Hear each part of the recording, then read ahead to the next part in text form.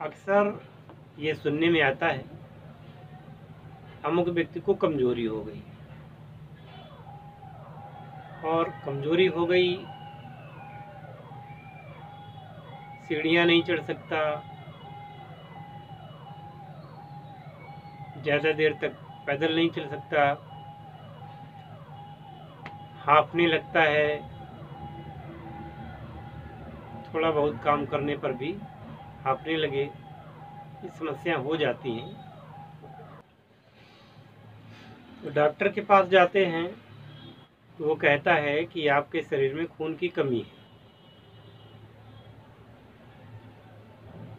लगभग 14 पॉइंट खून होना चाहिए शरीर में, लेकिन कभी कभी मात्र 2 ही बचता है। एक ऐसा मरीज मेरी जानकारी में आया, गर्भवती महिला थी।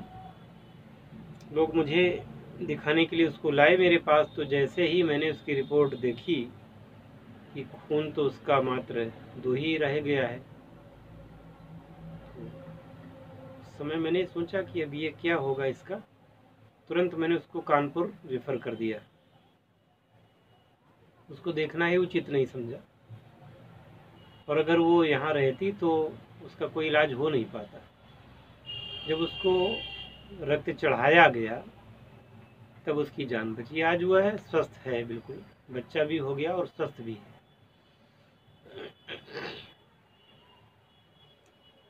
तो ऐसे मौके आते हैं। इस रोग को एनीमिया कहते हैं। अब एनीमिया भी कई प्रकार की होती है, जैसे कि यकृत सही ढंग से काम नहीं कर रहा है, जिसे आप लीवर कहते हैं।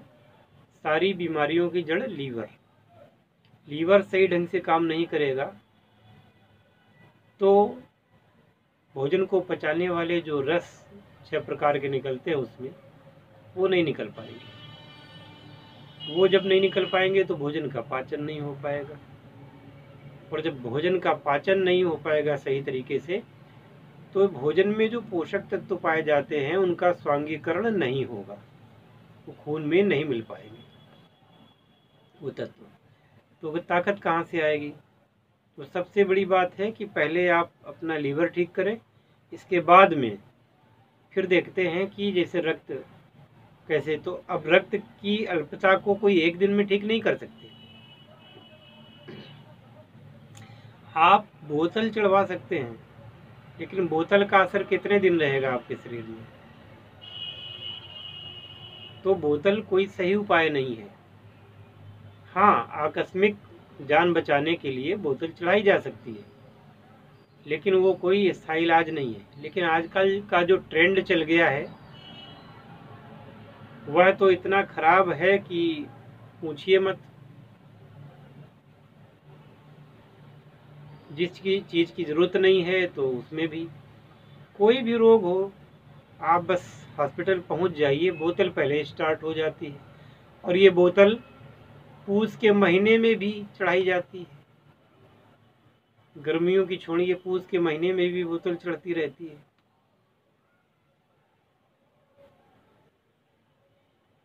डिहाइड्रेशन ना हो तब भी लोग बोतल चढ़ाते रहते हैं। अभी एक केस आया, कल एक हमारे मित्र ने हमें वीडियो भेजा है एक न्यूज़ चैनल का, जिसमें कि एक महिला है, वो कह रही है कि एक हॉस्पिटल में उसने गई तो उसको 13 mm की पथरी बताई गई। ऑपरेशन हो गया, इसके बाद भी दर्द नहीं गया। और पथरी न्यूज में तो ये दिखाया गया है कि मोरंग की जो गिट्टी होती है, मोरंग होती है वो बड़ा सा, वो निकाल के दे दी गई। अब कितना सही है कितना झूठ है, पर न्यूज में था। वो महिला फिर आई हॉस्पिटल में तो उसको फिर बताया गया कि अब आपके पास आपके पेट में फिर 13 mm की पथरी है। तो ऑपरेशन होने के 1 महीने के अंदर 13 mm की पथरी दूसरी कैसे तैयार हो गई? अब उसने कोर्ट जाने की बात कर रही है। जब दूसरी जगह से उसने करवाया अल्ट्रासाउंड तो पथरी थी नहीं, इनके यहाँ तो पथरी थी। कहा गया कि वो मशीन खराब होगी। तो ये सब चल रहा है। अब ऐसे समय में व्यक्ति क्या करे? तो सबसे पहले तो आप ये करें कि जिन चीज़ों में लौह तत्व पाया जाता है, खून का लौह से बड़ा ही गहरा संबंध है। तो जिन तत्वों में, जिन सब्जियों में या फलों में जिसमें लौह तत्व पाया जाता है, उन चीज़ों का सेवन करना चाहिए। जैसे कि आप सेब का सेवन कर सकते हैं, सेब में आयरन पाया जाता है, पालक में आयरन पाया जाता है, पत्तेदार जो सब्जियां हैं उनमें पालक की मात्रा होती है। इसके अलावा आप बाजार से मंडूर भस्म ले सकते हैं। जो लोहे में जंग लगी होती है, उस जंग को आयुर्वेदिक तरीके से भस्म बना दिया जाता है। वो भस्म भी लोहे की कमी को पूरा करती है। और लौह भस्म, लोहे की भस्म बना करके मिलती है मार्केट में। तो किसी भी अच्छी कंपनी की भस्म ले लें, या फिर हम कभी आप लोगों को अपने चैनल पर भस्मों के बनाने की विधि भी बताएंगे। वो जब समय आएगा देखा जाएगा। लौह भस्म का आप प्रयोग कर सकते हैं, ये मैंने बताया आपको। इसके अलावा एक काम और कर सकते हैं, किसी अच्छी कंपनी का लोहासो, है ना, लौह का आसो भी आप ले सकते हैं। और सबसे अच्छा तरीका है कि जो भोजन बनाया जाए वो लोहे के बर्तनों में अगर बना के खाया जाए तो भी लौह तत्व की कमी शरीर में नहीं होने पाती।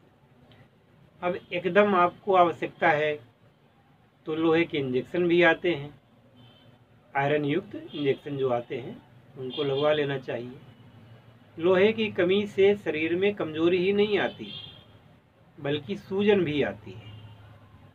जब खून कम बनेगा, रक्त परिसंचरण नहीं होगा, तो फिर वहाँ सूजन होगी और सूजन के साथ दर्द भी होगा।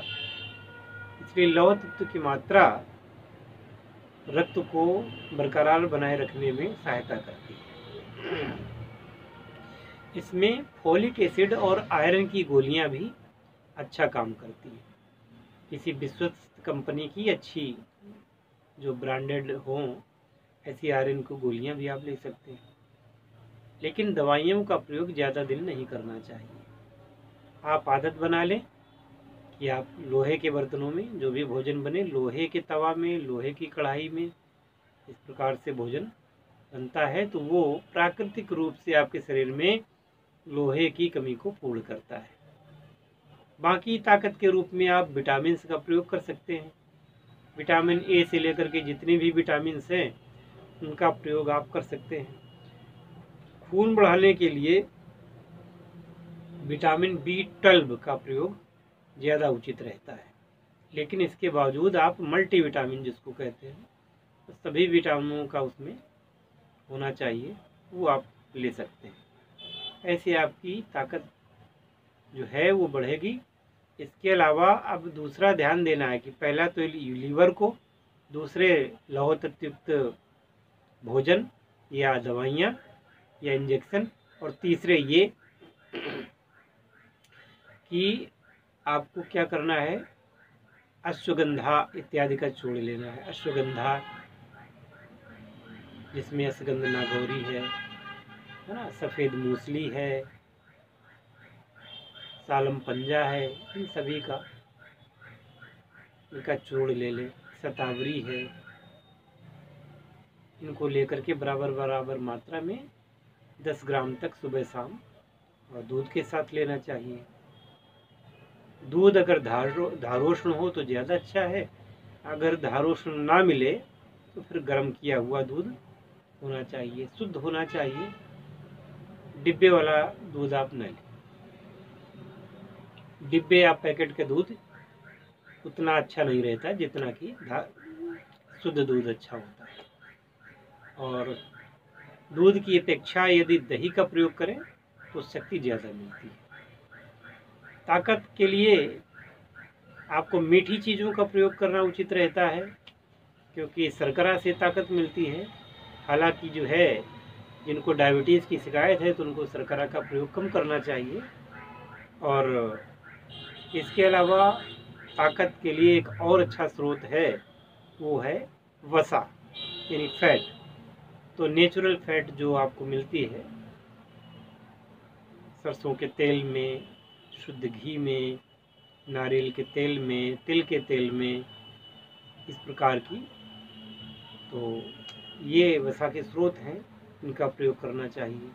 रिफाइंड वगैरह का प्रयोग ना ही करें, क्योंकि रिफाइंड हानिकारक है। कितनी बार बताया जाए, लोग समझते नहीं। रिफाइंड हानिकारक है और बहुत ही हानिकारक है। वैसे तो रिफाइंड का अर्थ होता है कि साफ किया हुआ तेल, लेकिन रिफाइंड तेल में पाम ऑयल का प्रयोग, यहाँ तक कि और भी कई चीज़ें, घातक रसायन मिलाए जाते हैं जिससे वो ऑयल जहर है। तो कृपया उसको न लें। कच्ची घानी का तेल उचित रहता है, उसको लेना चाहिए। और भोजन में वसा की मात्रा तो होनी ही चाहिए, चाहे घी के रूप में हो या फिर तेल के रूप में हो। तो पराठे वगैरह, पूड़ी पराठे कभी ले सकते हैं। हालांकि पूड़ी तो रोज नहीं ले सकते, कभी कभार लेना चाहिए। ऐसे आपके शरीर में खून की मात्रा भी बढ़ने लगेगी और आपके शरीर में ताकत का भी प्रादुर्भाव होने लगेगा।